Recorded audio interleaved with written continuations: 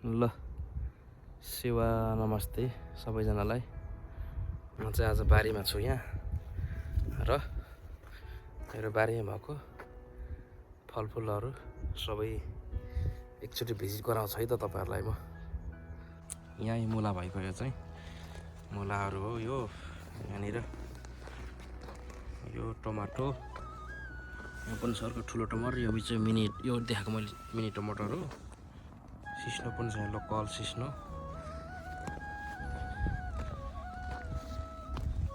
काउली छ यहाँ लै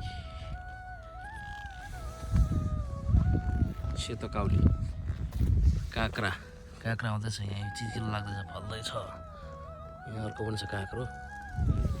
यो चाहिँ अब तोरी रायोको साग हो। अब यसको पुरै अर्को वर्षलाई बिउ बनाएको यहाँ पुरै। अनि यो लसुन भयो यहाँनिर। यो अस्ति थियो रायो साग यतातिर देख्न सक्नुहुन्छ। अब निकाल्ने बेला भयो यो प्याजहरू। यतापट्टि छ रातो प्याजहरू र धनिया पनि छ पुरै हामीसँग।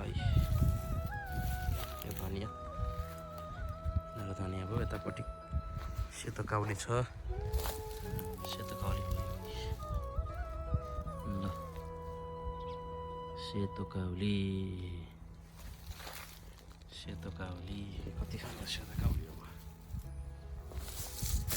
यहाँनिर फर्सीकै बिहा उम्रेछ। यहाँनिर कागले खाइदिन्छ धेरै कलिलो हो। त्यो बचाएर राख्नुपर्छ। अझ मैले बचाएर जान्छु। यहाँ खोर्सानीको सानो खोर्सानी जापानिज खोर्सानी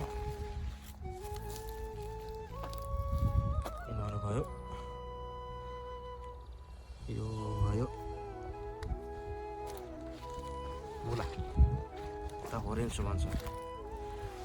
पालक होरेन्सो यहाँ सानो आउँदैछ। यो यिनीहरू पनि के भन्छ यसलाई धनिया।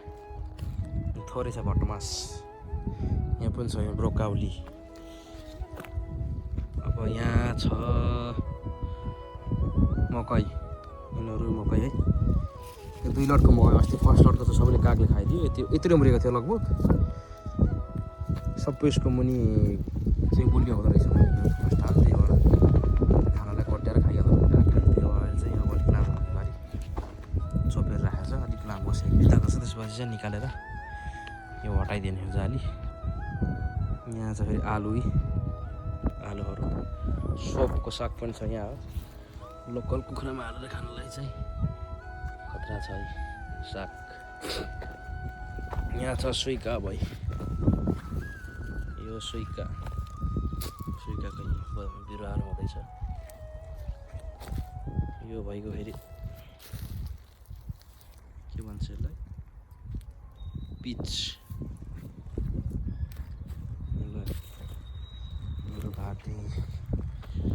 मेरो बारी भिजिट गर्नुभएकोमा धेरै धन्यवाद। यति नै हो। यहाँ पनि छ थोरै ब्रोकाउलीहरू। यता छ सानो प्याजहरू। यस्तो छ है। ल जापान आएको गाँठे 10-11 वर्ष भयो आज भन्दा भोलिभन्दा। उन्नति प्रगति खासै केही छैन। यस्तै बारीतिर काम कुद्यो। यतातिर चाहिँ कत्रङ राख्ने चिजहरू मलसल पानी सानी यहाँ पनि छ। मल चाहिँ विशेष गरी हाम्रो अर्कै दाजुलाई धेरै धन्यवाद दिन चाहन्छु। मैले ओजिमीबाट ल्याएको गुन्माको ओजिमीबाट। यहाँ चाहिँ खोर्सानीकै बिरुवा हुँदैछ।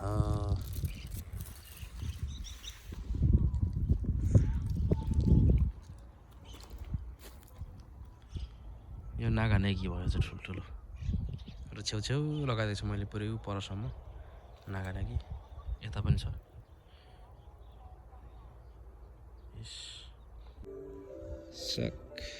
साग र यो साग सबै आज चाहिँ लास्ट उखाल्नलाई अब